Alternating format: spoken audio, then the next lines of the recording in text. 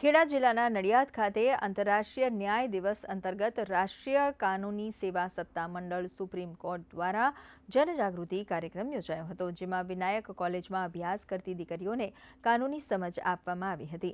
જિલ્લા કાનૂની સેવા સત્તા મંડળ ખેડાના સેક્રેટરી ડી.બી. જોશીની ઉપસ્થિતિમાં મહિલાઓની જાતીય સતામણી અંગેનો કાયદો, POCSO act, juvenile justice act, anti ragging act સહિત મફત કાનૂની સલાહ અંગે માહિતી આપવામાં આવી હતી। ઉપરાંત મહિલા પોલીસ સ્ટેશનના પીઆઈ વી.બી. વશ તથા તેમની ટીમ દ્વારા મહિલાઓની સુરક્ષા માટે પોલીસની કામગીરી, 181 ચાઇલ્ડ હેલ્પલાઇન અભયમ, જાહેર સ્થળોએ પ્રવાસ કરતી વખતે સાવચેતી રાખવા અંગે પ્રેક્ટિકલ જ્ઞાન આપવામાં આવ્યું।